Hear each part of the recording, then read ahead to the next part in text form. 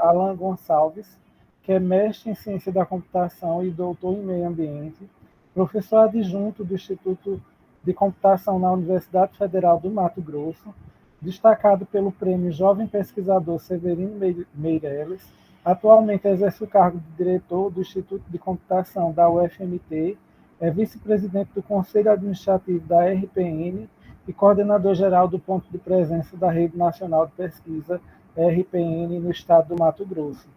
E estamos aqui também com Ana Paula Fiore, que é professora da UFAL, né, Universidade Federal de Alagoas, e nós daremos início aqui a esse IFAL, né, do Instituto Federal de Alagoas, e daremos início, então, a essa sala temática com a palestra do professor Alan. Professor Alan. Boa noite, boa noite. Boa noite. Estou aqui. Estou pronto, podemos começar então? Podemos. Então vamos lá. Pessoal, boa noite a todos e a todas. É um prazer estar aqui com vocês. Só uma dúvida, eu fui informado antes que a gente teria 10 minutos. Aí lá na sala principal falaram que são 20. Foi, agora houve essa mudança. Tá, não, eu preparei para 10 minutos, mas é bom que sobra tempo para conversar, né? Porque pode ser que a gente precise de tempo para começar, né? Às vezes o que a gente traz não é exatamente o que o pessoal precisa ou queria ouvir, então aí sobra um tempo para dúvidas, né? Eu vou compartilhar minha tela aqui. Creio que todos já estão vendo o compartilhamento, certo? Está carregando ainda.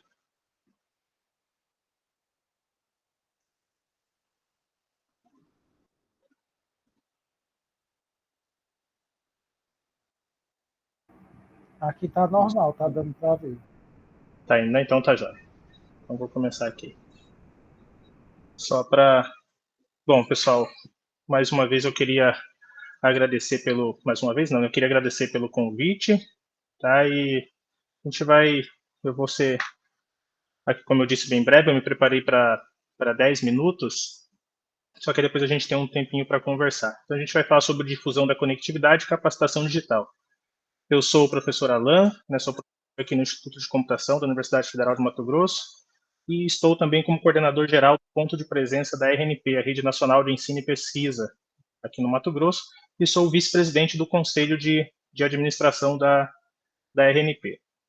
E aí, para eu falar sobre este assunto, difusão da conectividade e capacitação digital, a gente pode falar muitas coisas a respeito disso, mas eu pensei da gente falar de três assuntos aqui, né? Quais são os desafios, né? Os problemas que a gente vê no futuro em relação à difusão da conectividade, o que isso traz de oportunidades e o que o Brasil está fazendo em relação a isso.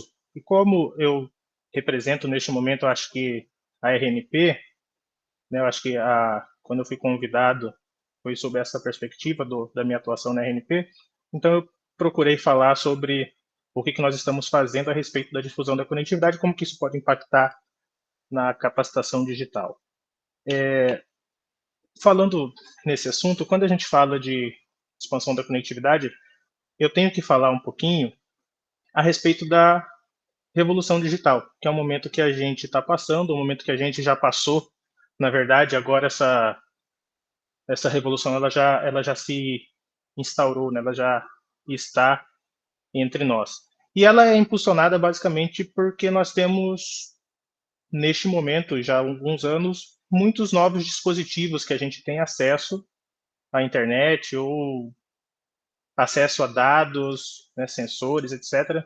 A gente passou por um momento de revolução na eletrônica, na microeletrônica, que nós passamos a ter dispositivos eletrônicos em praticamente qualquer lugar. Ou praticamente não, em absolutamente todos os lugares nós temos algum dispositivos eletrônicos. E isso, obviamente, isso impõe para nós, né, alguns desafios e algumas oportunidades, né, e algumas mudanças, como, por exemplo, novos meios, novas formas de trabalho. Né? Isso ficou muito claro para todos nós. A gente passou por uma passou e ainda passa por uma revolução que é parecida com a Revolução Industrial que a gente teve. A gente tem hoje algumas profissões sendo extintas, outras aparecendo, muitas outras surgindo, e tudo por causa dessa revolução digital que nós tivemos. E é claro que isso requer de nós novas habilidades, que é onde entra, né, o nosso desafio da capacitação digital. A gente, quando fala em capacitação digital, a gente pode falar em como capacitar, formar pessoas usando este mundo digital, ou formar essas pessoas nessas novas habilidades que o mundo digital ele requer. Então, isso requer, obviamente, de nós novas habilidades e apresenta para nós novas oportunidades. Essa revolução digital, ao mesmo tempo que ela pode ser ruim sobre algum aspecto, quando a gente vê, por exemplo, pessoas presas num celular, pessoas que ficam presas naquele mundo digital e acabam tendo problemas de relacionamento, por outro lado, isso também nos traz oportunidades de novas frentes de trabalho. Pessoas que antes, em regiões mais remotas, não tinham oportunidade de um trabalho, às vezes, mais bem remunerado, por exemplo, ela pode, hoje, ter oportunidade de trabalhar para uma grande empresa, dependendo da capacitação dela. E, obviamente, isso traz alguns desafios. E isso traz alguns desafios, principalmente quando nós pensamos em popularizar, o acesso a essas oportunidades para o máximo de pessoas possíveis, quando nós pensamos em democratizar o acesso a esse novo mundo que nós temos, esse mundo digital. No nosso contexto especificamente, a gente fala sobre educação, sobre formação. Então, por exemplo, como a gente levar a universidade ou levar a formação para as regiões mais remotas do país, de forma que a gente possa atingir, de fato, toda a população brasileira e que isso nós tenhamos, de fato, um acesso democrático. E quando nós falamos disso, nós não podemos deixar de falar sobre a expansão da conectividade, que é onde a gente atua atualmente, na RNP.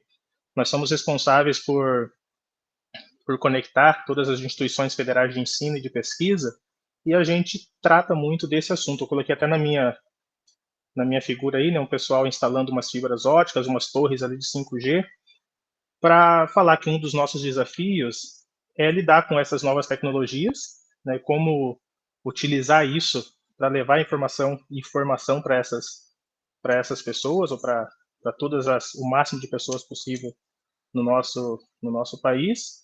E quando surgiu, talvez o pessoal que é mais, eu não sei a idade do pessoal que está na sala, mas quando surgiu lá a 3G, a gente já começava a falar sobre essas oportunidades, o que isso traria de ganhos, e de oportunidades para nós. Aí a 4G ela veio sem nem ter muito alarde, A gente usava 3G do nada, já estava 4G nos nossos aparelhos.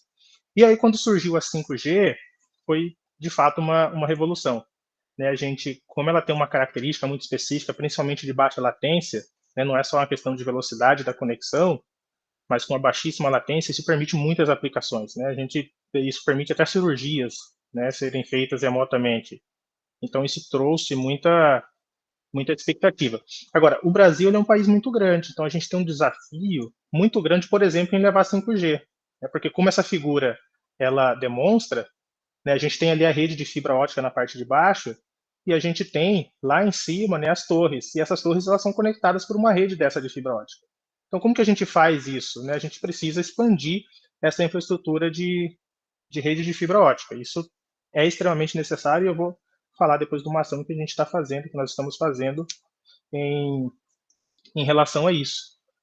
E tem um outro desafio que nós temos atualmente, que é o mundo aí do satélite de baixa órbita, que é o que muitos já viram aí, que é o do Elon Musk, lá Starlink.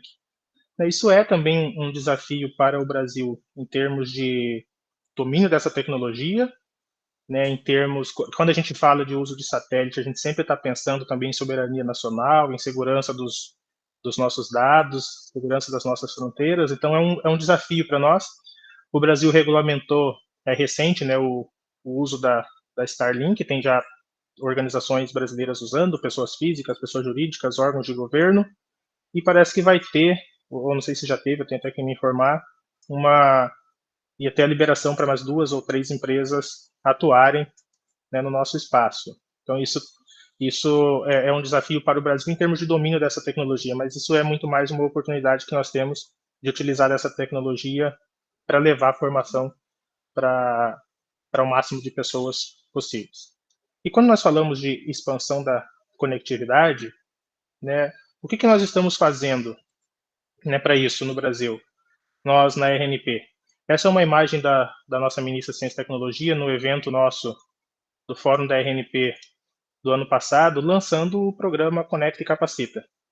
O programa Conecta e Capacita, o governo federal, por meio do Ministério de Ciência e Tecnologia, vai investir, acho que 640 milhões, se eu não me engano, né, para a construção de novas infovias, né, que eu já falo o que é, e para programas de capacitação. A RNP ela tem feito já há alguns anos a construção de infovias no interior do país por meio de acordos principalmente com o setor elétrico, com outros setores da iniciativa privada, que são setores que têm a posse, né, de uma rede muito grande de fibra ótica e vai até os lugares mais longínquos do país, né, onde tem energia elétrica, provavelmente chega uma fibra ótica por meio de uma rede dessas grandes transmissoras de energia. E energia elétrica a gente sabe que já chegou em muitos locais, né, que a gente precisa chegar. Não chegou ainda em todos os locais que eram necessários.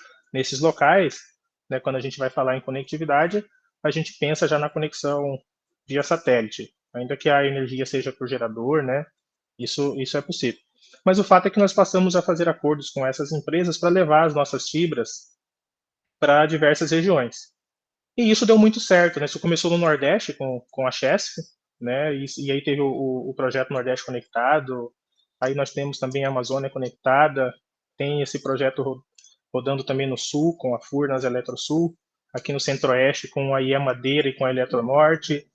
Então expandimos as nossas redes, mas aí essas redes elas chegam nas capitais, né? Elas passam aquilo que aqui a gente chama de linhão. Eu não sei como que vocês chamam aí, mas os linhões eles passam, né? Geralmente perto das capitais. E aí, como chegar no interior? Então, para chegar no interior, a gente vai agora avançar com esse projeto Conecta Capacita, lançado pelo governo federal, que é com recurso do Fundo Nacional de Desenvolvimento de Ciência e Tecnologia. E a gente vai construir, né, espera-se construir nos próximos 2 anos, 18 infovias, né, as redes estaduais de fibra ótica. E isso vai permitir com que uma conexão de melhor qualidade chegue no interior do país, né? E isso vai permitir que a gente desenvolva projetos como o que está sendo desenvolvido agora, por exemplo, que é o Hackers do Bem. Eu acho que vocês já viram falar desse projeto. É um projeto que vai capacitar 35 mil pessoas. A gente teve na primeira inscrição 120 mil inscrições, 119.900 alguma coisa, mas é praticamente 120 mil inscrições, mas a ideia do projeto é capacitar 35 mil pessoas. E essa é uma capacitação que ela é totalmente online. Então, quando a gente pensa aqui no nosso contexto de capacitação digital, ela pega das duas frentes, né? É usando dos meios digitais para capacitar e é uma capacitação que envolve uma necessidade, né, que é uma área de alta demanda no mercado, né, tanto nacional quanto internacional, que surge desse mundo digital. Este é um exemplo de capacitação, né, de capacitação digital que a gente pode trazer. É claro que o Brasil ele já vem desenvolvendo, né, capacitações que se encaixam, né, nesse termo capacitação digital já há muito tempo, né? Nós temos o programa, por exemplo, Universidade Aberta do Brasil, que faz o ensino à distância no Brasil, né, que capacita muitas pessoas. Aqui na UFMT, por exemplo, nós temos 3 unidades, né, uma na capital e duas unidades no interior, uma em Sinop e outra em Barra do Garças. A gente tinha 3, tinha em Rondonópolis, que emancipou, então é uma das supernovas agora, das universidades novas.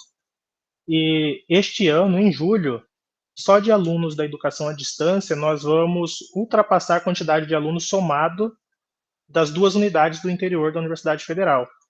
Então, vai chegar um momento que os alunos do EAD, da UAB, né, vão ser ou equiparar o presencial aqui na capital, né, ou até ser um número maior. Então, é um exemplo de um case de capacitação que o Brasil tem que é de muito sucesso, né, que está levando a universidade pública para muitas pessoas. e nós estamos usando deste mecanismo, né, da Universidade Aberta do Brasil para levar agora a capacitação, né, usando o meio digital, para levar a capacitação sobre áreas específicas desse novo mundo digital. Nós iniciamos recentemente na universidade um curso que se chama, ele se chama Bacharelado em Ciência e Tecnologia. É um curso que ele é pioneiro aqui no estado e nós estamos este ano alcançando 2.000 alunos. Então ele é um curso que vai capacitar o aluno a trabalhar com computador de forma geral, né, até chegar próximo do nível de um programador, né, e ele vai ter uma capacitação básica também de outras áreas da ciência, como física, como química, e a ideia é que ele possa atuar em diversas áreas no interior do estado, né, na educação. Então, é um exemplo de sucesso de capacitação digital. Então, quando a gente fala disso, né, eu gosto de falar sempre que a gente tem alguns desafios a enfrentar, né, de infraestrutura, que no Brasil a gente ainda tem, mas que aparentemente nós vamos conseguir mudar muito esse cenário, que nós temos uma oportunidade muito boa, que nós temos um modelo na RNP, e quando eu falo na RNP, a gente está falando do MCTI, do MEC, do MCOM, né, de construção conjunta dessa infraestrutura com a iniciativa privada. Nós tivemos, a partir do ano passado, essa notícia boa do novo PAC, né, e que tivemos recurso do FNDCP indo para este projeto, né, e que vai permitir dar um impulso, dar um empurrão bem grande, né, nesse nosso projeto de interiorização das redes. E nós já temos iniciativas que estão dando certo e que podem ser ainda, né, melhoradas e podem trazer ainda grandes resultados, como o Conecta e Capacita, que foi lançado agora, e como é o UAB, que eu gosto de, como eu sou professor na UAB também, eu gosto de trazer sempre esse exemplo de sucesso, né, do Brasil aí. E falando, né, finalizando aqui, só para falar sobre capacitação digital, todas as minhas figuras desse slide foram geradas pelo ChatGPT, tá? É uma extensão do ChatGPT para o Google Docs. Vocês podem procurar, é GPT for Docs and Sheets and Presentation, que adiciona uma extensão ao Drive do Google e permite você interagir com ele lá para gerar seus documentos. Tá? É isso, gente. Eu estou à disposição para conversar. Eu espero que eu tenha trazido alguma informação útil, né, para vocês e estou à disposição. Muito obrigado. Obrigada, professor Alain. Eu sou a professora Ana Paula Fiore, sou do Instituto Federal de Alagoas, e neste momento eu vou iniciar a mediação aqui na sala.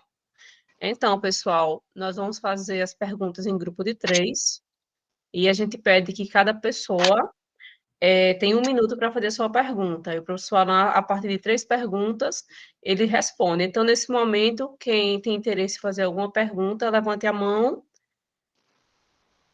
que a gente consegue observar quem está com a mãozinha levantada para fazer a fila. Ou então, eu coloco aqui no chat. Eu não sei se eu consigo, Daniel, ver a fila de mão. Acho que só quem abriu a reunião, né? Seria você, Antônio? Eu acho que só Isso, sou eu. Certo. Então, assim, pessoal, quem tiver alguma pergunta, eu já tenho 2 aqui, viu, professor Alain? Já foi ouvida aí sua fala. Inclusive, eu trabalho na UAB, eu sou coordenadora de tutoria aqui da UAB de Alagoas. Estou na UAB desde 2008. Você falando, eu já anotando aqui. Já Eu estou passei desde lá. 2011, você chegou primeiro que 2008. eu. Comecei da UAB, eu sou da área de engenharia, sou engenheira civil de produção, com doutorado em química ambiental, né? E também tenho mestrado em meio ambiente. E eu já passei por vários setores na UAB, professora, coordenadora de curso, hoje eu estou coordenadora da tutoria. Bom, mas enfim, pessoal, então peço que vocês levantem a mão. E o Antônio, você me fala, Antônio, por favor, como é que tá, quem são as 3 primeiras pessoas da fila? Ok, até agora ninguém fez uma pergunta ainda. Não levantaram. Certo, então eu vou abrir, tá? Aqui as perguntas, tá, gente? Enquanto eu abro, vocês podem ir levantando aqui o chat. Então, professor Alain, eu vi aqui a sua palestra, né? A gente fica muito entusiasmado, né, com as ações que o governo está fazendo, mas tem algumas coisas que eu acho importante ter um esclarecimento, né? Porque a gente que está no dia a dia da educação digital, inclusive eu acabei de fazer uma pós-graduação em educação digital pela UNEB da Bahia, totalmente EAD e online, e foi assim excelente, recomendadíssimo essa pós.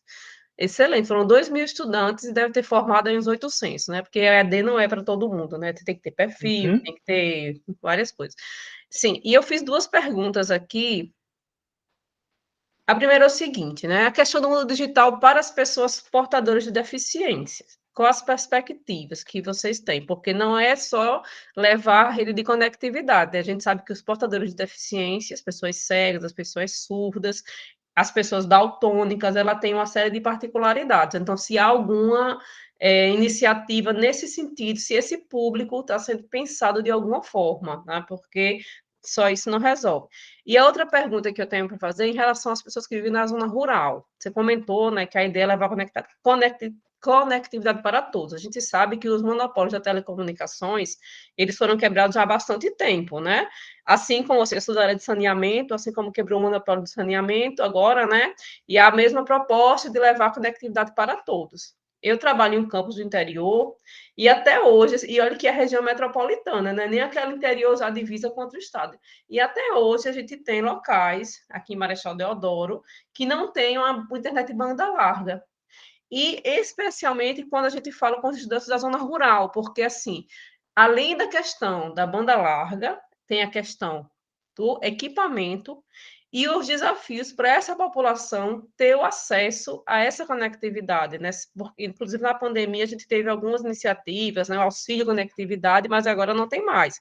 Então, o que é que existe algumas perspectivas em relação além da conectividade, porque chegar só a conectividade, a rede banda larga no interior, numa zona rural, não seria suficiente, a meu ver, como docente de estudantes da zona rural, para que eles tivessem a garantia da conectividade. É um passo importante, é o primeiro passo, com certeza, mas se existe ainda uma perspectiva relacionada a isso. Então, essas são as minhas perguntas, tem espaço para mais uma. Como é que está a fila aí, Antônio? Mais alguém? Até agora, somente essa pergunta, por enquanto. Então, bom, então posso comentar, Ana? Sim, claro. Muito boa o seu questionamento. A respeito da questão da acessibilidade, eu não posso falar com tanta propriedade porque não é a minha área. Mas do que eu acompanho dos grupos de pesquisa, até um grupo nosso que nós temos aqui, que trabalha na área de acessibilidade, é que quando a gente pensa em levar a conectividade para o interior do Brasil, a gente passa a promover a integração entre diversos grupos, diversas pessoas, né? A gente até fala na RNP que a gente conecta pessoas. E isso é muito claro para a gente que quando a gente começa a conectar pessoas, as várias iniciativas que a gente tem no Brasil todo, elas passam a se conversar e as soluções passam a acontecer. Então, nós passamos a ter a maior probabilidade de grupos de pesquisa no Brasil, pesquisa e desenvolvimento, que trabalham com acessibilidade, que eles possam se conversar e desenvolver soluções, né, para que essas pessoas possam ser de fato incluídas nesse mundo digital. Eu costumo pensar que falar que a conectividade, até aproveitando que você é da área de saneamento, ela é infraestrutura. Ela é como se fosse saneamento. Não tem como a gente pensar, por exemplo, em só montar o hospital sem você ter um saneamento, que você nunca vai. É um lugar que vai entrar água que nunca tem saída, né? Só entra e só vai enchendo. A gente precisa do básico, né? E hoje, quando a gente pensa em ensino e inclusão, a infraestrutura de internet hoje ela é básica. A gente não tem como evoluir em outras coisas mais sem pensar nessa infraestrutura. Então, a minha perspectiva e a minha esperança, né, é que quando a gente promove, e não é só esperança, né, a gente vê isso acontecendo, quando a gente promove conectividade, a gente promove desenvolvimento em todas as áreas. Eu sei que tem alguns grupos que trabalham com isso, mas não faço parte. Né? Aqui a gente tem um que trabalha com acessibilidade, que é um grupo de 2 professoras amigas minhas. No último, inclusive foi no fórum da RNP do ano passado, teve uma outra organização social do MCTI, que me foge o nome agora, que trabalha, né, com acessibilidade também, que apresentou os trabalhos que eles estavam desenvolvendo. Então essa que é a nossa perspectiva. Agora, quanto a alcançar essas comunidades que ainda têm problema de conexão, esse projeto ele tem um ponto muito interessante. Quando a gente passa a trabalhar em parceria com essas empresas privadas, principalmente o setor elétrico, que chega na maioria das cidades, isso muda o mercado local. Nos locais onde esse tipo de parceria aconteceu, a gente passou a ter mais pequenas operadoras trabalhando. Porque um dos problemas hoje de chegar à conectividade nas pequenas cidades, a gente tem isso aqui no Mato Grosso também. Aqui no Mato Grosso tem cidade que é mais de 2.000 quilômetros para a gente chegar, né? E aí você chega numa cidade que tem 2.000 habitantes, que tem 3.000 habitantes, as empresas de telefonia, que eram quem levava a internet, né, até um tempo atrás, elas não têm interesse em levar nesses locais, porque para elas não compensa financeiramente. Assim como dentro da capital mesmo, no caso da 4G, a gente tem bairros que não são cobertos, porque é um bairro de baixa densidade e para aquela operadora aquilo não é viável economicamente. A gente está até com uma CPI aqui na Assembleia Estadual sobre essa questão das torres, né, que alguns locais que eram para ter, que não tem, porque o interesse econômico tem falado mais alto. Mas quando o poder público, né, via ministério, que faz e executa isso via RNP, leva esse tipo de ação para o interior do país, com a iniciativa privada junto, como a gente leva uma infraestrutura e a gente pode compartilhar também com outros entes privados, isso muda o mercado local. A gente tem visto que isso tem melhorado onde isso chega, porque tem surgido as pequenas empresas de conexão, né, pequenos provedores de internet que têm chegado no interior do Brasil. Então, é uma iniciativa que tem dado resultado nesse sentido, e eu creio que é uma questão de tempo, né, e aí de interesse também dos entes locais de levar esse tipo de parceria, para que esses locais mais distantes e menos privilegiados eles sejam beneficiados também. Aí só um detalhe. Agora, esse tipo de ação a gente tem uma limitação, né? Porque a nossa ação direta ela é no ensino superior, né? Tem até uma briga se a UAB pode usar RNP ou não, né? Porque nos polos da UAB, em teoria, a infraestrutura tem que ser cedida pela prefeitura, né? No acordo que se faz com a prefeitura. Então a gente até discute isso, né? O MEC discute isso bastante também com a gente para a gente chegar num consenso a respeito disso, né? Mas tem locais em que vai ter que ser feita uma ação específica junto ao governo do estado para que atinja o ensino médio e o ensino básico também.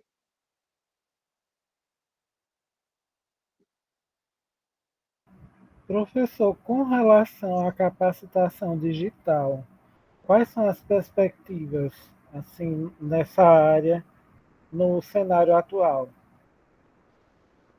A nossa perspectiva no cenário atual é que, com essa expansão da conectividade, a capacitação digital ela flua, né, de maneira automática, porque quando a gente pensa nos métodos de ensino atual, com os objetos de aprendizagem que a gente tem, a gente precisa de multimídia, a gente precisa sempre de equipamento que ele requer uma boa conectividade. Então a gente entende que é o básico, é primeiro agora a gente ter esse canal de comunicação e depois isso possa a ser fluir naturalmente. E aí, iniciativas como essa do MCPI, que é o de popularização da ciência, isso tem ajudado bastante, né? Porque a gente passa a ter agora, também via governo federal, uma linha de financiamento para se levar a ciência para essas pessoas, para esses diversos locais, né? E isso vai, é óbvio que contribuir para a capacitação digital.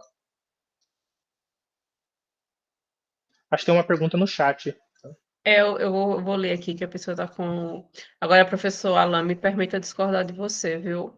Eu acho que não fui, não, viu? Com naturalidade, não, porque, assim, pelas minhas vivências na época da pandemia, foi muito difícil, assim, eu venho apesar de eu estar na UAB já há muito tempo, eu venho de uma realidade onde existe uma resistência muito grande para o ensino à distância, é um paradigma muito grande, pessoas que não acreditam, docentes que não acreditam, que não querem ir mudar para plataformas digitais, então eu acho que precisa sim de programas de capacitação, né? Esse que eu te falei que eu fiz não foi na rede federal, foi na rede estadual da Bahia. Teve alguém da Bahia, tem um programa ótimo na UNEV, foi excelente. Então, eu acho que é um ponto a se pensar. Se ele não está incluso no momento, mas é um ponto a se pensar no futuro, na capacitação, na quebra de paradigmas em relação à educação digital, né? E, assim, o perfil, né? O perfil. A gente sabe que eu acho que o ensino digital, o ensino online, ele vai para aqueles docentes que se adaptam e os estudantes também. O problema da pandemia é que ele foi imposto, né? A gente teve quem gosta, quem não gosta, quem tinha equipamento, quem não tinha, a gente teve que se moldar àquela realidade. Mas no dia a dia, em condições normais de pressão e temperatura, né, como a gente fala na nossa área, não é assim que funciona. Eu só acho, Ana, que você não discorda de mim, não, a gente concorda, talvez assim a gente só fala de por que eu acho que vai fluir, é porque eu acho que é uma realidade que vai se impor. A gente tem visto isso aqui, o, o ensino à distância, nossa, ele tem evoluído muito mais. A gente tem, obviamente, aquelas pessoas que têm uma resistência muito grande, né? E eu já cheguei ao ponto de achar que essas pessoas não, infelizmente, elas só vão ficar para trás. Né? A gente vai ter que trabalhar, sim, capacitação para as pessoas que querem trabalhar, aquelas que não entenderam, né, e que querem, e aquelas que já entenderam que querem se aperfeiçoar, mas é um modelo que eu acho que ele vai se impor. Né? Alguns já estão um pouco céticos também, porque depois da pandemia caiu um pouco, né? E outros acham que vai voltar o presencial com força. Eu sou da turma que acha que não. Porque a gente vive numa dinâmica muito diferente hoje de mercado de trabalho, de família, em que o ensino à distância, ele é mais fácil da pessoa se moldar àquele modelo e conseguir seguir com a vida dela. A gente tem pouca gente hoje que consegue parar, que pode parar, até por questões financeiras, parar a sua vida por 4, 5 anos para pegar 2 horas de condução para estar na universidade e depois ficar no restaurante universitário, ficar mais à tarde. O nosso modelo, a gente está até trabalhando aqui no nosso curso, por exemplo, bacharelado em ciência da computação, que são 2 períodos, né? E a gente já pensa em mudar ele só para um período, porque a gente vê que não tem nem esse curso que tem por característica ser pessoas mais jovens, tem mais essa condição de ficar aqui 2 períodos na universidade. Né? As pessoas têm que trabalhar, têm que ajudar em casa. Então a gente já está pensando em migrar o curso para 40% online, né? Ele já é 20%, a nossa grade nova, só que a lei já permite ser 40%, a gente só precisa de regulamentação interna ainda. Então, eu acho que esse modelo ele vai se impor e aí vai fluir. A gente, como sempre no Brasil, a gente vai correr por causa da necessidade, né? Vai fazer as coisas acontecerem por causa da necessidade, assim como foi na pandemia. Eu sei bem essa realidade que você está colocando. Eu também trabalho num campus que eu tenho graduação à noite e que a cidade não tem transporte público, então daí você tira. Bom, professor, obrigada. Eu vou fazer uma pergunta aqui do Antônio Fernandes de Lima Sobrinho, que colocou aqui no chat. Depois eu vou chamar a Adriana Rocha Leite para fazer a pergunta dela, tá? Nesse segundo bloco. Então, pergunta aqui do Antônio Fernandes de Lima. De que forma o professor enxerga a ampliação da conectividade e do acesso às tecnologias digitais no Brasil em relação ao processo formativo das pessoas? Contribui ou interfere? Podemos, de fato, romper com ideias hegemônicas que, em sua maioria, rodeiam o meio digital e que partem da Big Techs em moldar a opinião e gosto dos indivíduos? Essa é uma pergunta. E Adriana, você tem como falar aqui a sua pergunta, você mesma? Boa noite, professores. A gente tem questões que estão ligadas a essa intenção do governo federal de garantir acesso à internet de qualidade. Desculpa, vocês estão me ouvindo? Sim, Sim. estamos. Em todas as escolas públicas brasileiras até 2026, né? Então, eu sou professora de licenciaturas, trabalho com a formação aí já há algumas décadas e sempre perseguindo, não é, o sonho da tecnologia digital nas escolas, das tecnologias, né, e agora das tecnologias digitais. E o cenário não é animador. As pessoas não estão integrando tecnologias ao processo, não estão aproveitando a riqueza do material que a internet pode oferecer em termos de formação.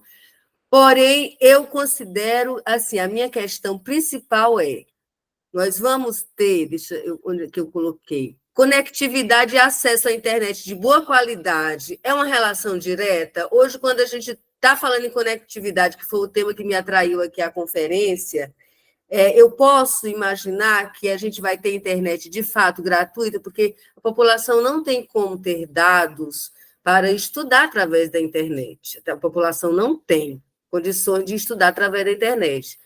Porém, a população ela tem TikTok gratuitos, redes sociais gratuitas, sem nenhum filtro para a geração de crianças e adolescentes, como eu sei que tem até na China, nos Estados Unidos, foi banido o TikTok. Então, é nessa seara que a gente discutiria essas questões, porque ter conectividade como uma poderosa infraestrutura e não garantir que o acesso à internet pelos escolares seja orientado de qualidade e garantido, não é? E garantido irrestritamente. Hoje não se admite você estar numa sala de ensino superior e você não tem internet no campus, você não tem internet, ser um limite. Então, é isso. Essa questão, esse problema é o problema mesmo de chegar na população de modo, com qualidade, com acesso gratuito, porque a população não tem condições de comprar dados para estudar. Obrigada. Muito bom comentário, professora Adriana. Só respondendo primeiro o Antônio. Antônio, eu acho que contribui. Tá? Eu acho que na medida que você conecta pessoas, né, não tem como ser diferente, a não ser contribuir. É claro que a gente, quando você tem acesso a esse mundo todo, a gente vai ter, por exemplo, esse problema, né, do controle de conteúdo nas mídias sociais, né, que eu imagino que seja a respeito disso que você tenha citado, né, das big techs moldarem a opinião dos indivíduos. Mas são problemas normais que a gente vai ter que tratar desse novo mundo. Agora, eu acho que conectar pessoas sempre é positivo. A gente pode, por exemplo, agora eu estou aqui do Mato Grosso, falando com muitas pessoas de vários locais do Brasil. Então, a possibilidade de trocas de experiência, isso se expande de uma maneira que a gente não tem nem imaginação agora, nem consegue imaginar. Agora, sobre o que a professora Adriana falou, de fato, chegar na ponta, né, principalmente no ensino básico e no ensino médio, é ainda um desafio. É um desafio muito grande. A gente tem melhorado muito nas universidades, nos institutos federais, ainda tem muitos problemas, mas tem melhorado bastante. Isso tem melhorado com ações do Ministério e com a mudança que o mercado está trazendo. A gente tem visto na RNP, por exemplo, como que os contratos de conectividade têm caído drasticamente os preços a cada ano. Então, isso melhora para o ente público poder contratar, né? Só que nas escolas, né, de ensino médio e ensino fundamental, a gente ainda tem um problema muito sério. Aí tem uma questão de orçamento, né, que os governos estaduais sofrem mais com isso do que o governo federal. Tem uma infraestrutura precária interna, que às vezes não adianta a gente chegar à conectividade na ponta da escola e a infraestrutura interna está precária, e isso é caro. E a nossa perspectiva é de que agora, depois que teve o leilão do 5G, que tem uma obrigação, né, de quem participou do leilão de conectar as escolas, que isso passe a trazer uma certa mudança.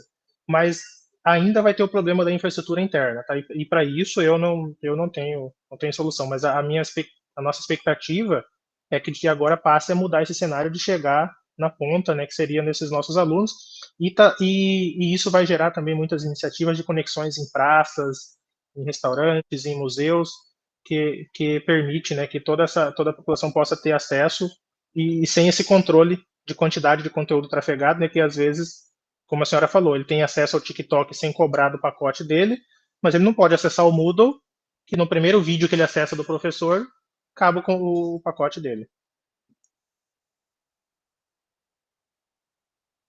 Me parece que já acabou o nosso tempo aqui, né? Ok, professor Alan, agradeço muito a sua participação, a todos os presentes aqui na sala, e eu convido agora o professor Daniel para fazer a relatoria final aqui da nossa conferência. E depois a gente volta para a sala principal, tá, gente?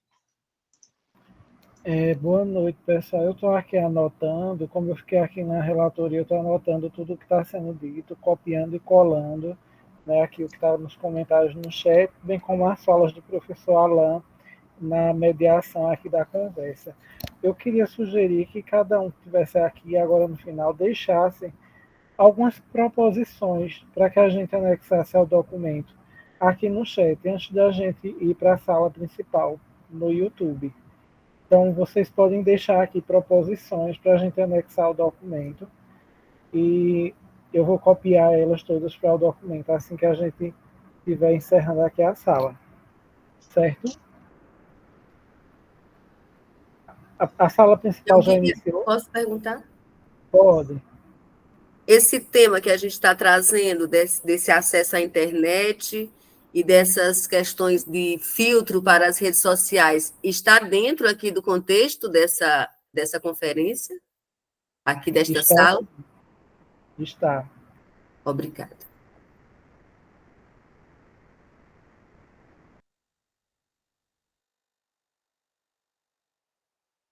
Eu coloquei um aqui, viu, Daniel, que é a questão do foco na capacitação docente, né, para a questão do digital, eu acho muito importante. Perfeito. Quem quiser ir colocando, Inclusive, pode ir tem uma, colocando. professora Ana Paula, tem até uma lei agora que institui a educação digital, né? É uma lei nova, recente, talvez você já esteja sabendo também, que institui a educação digital.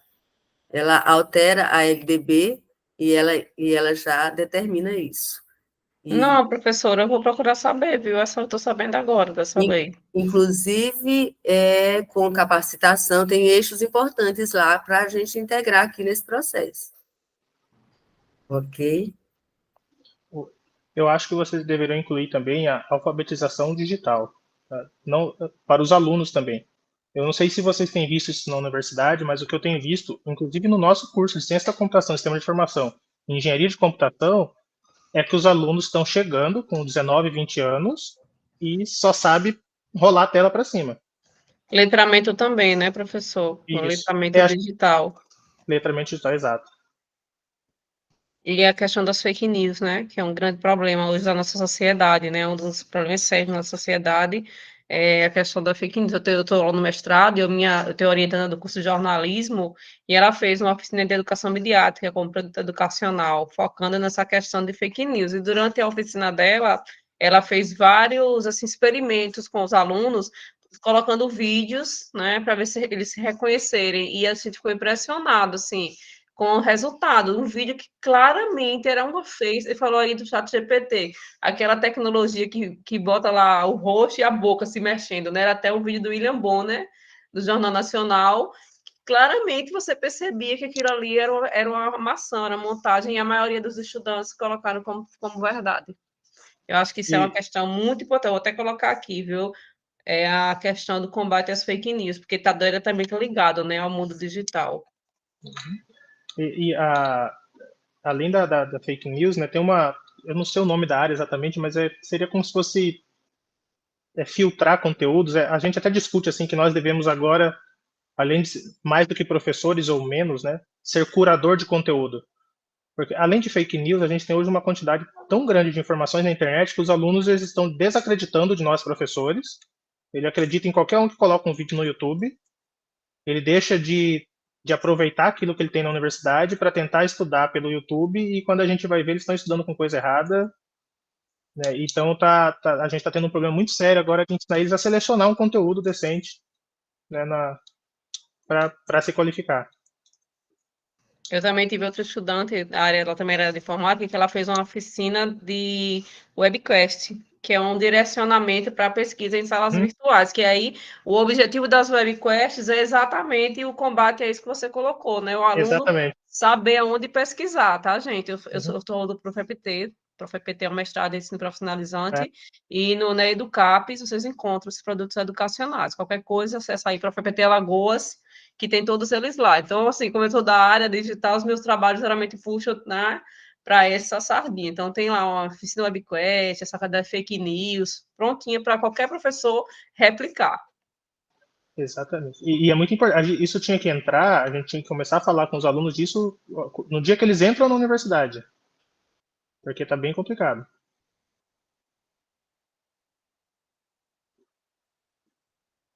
Pronto, Daniel, deixa para você fazer aqui o encerramento, viu?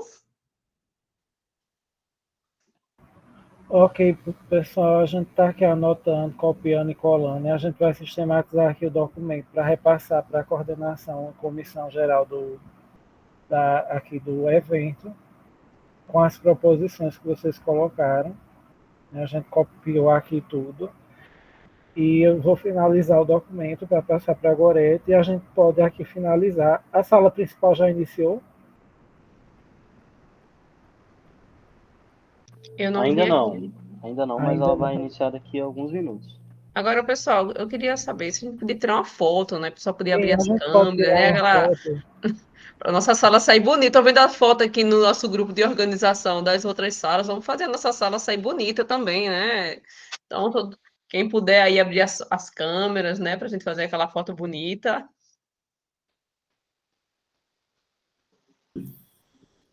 Aqui, até vou acender a luz aqui. Obrigada, professora Adriana. Vamos lá, Rafael, José Marcílio, João Paulo, Exilene, Andressa, Adriana, João Paulo aqui também, Rafael. Vamos lá, então tá. Opa, desculpa.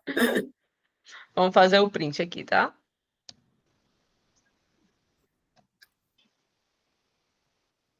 Obrigada, pessoal. Então, quem quiser, pode voltar lá para a sala principal, que deve começar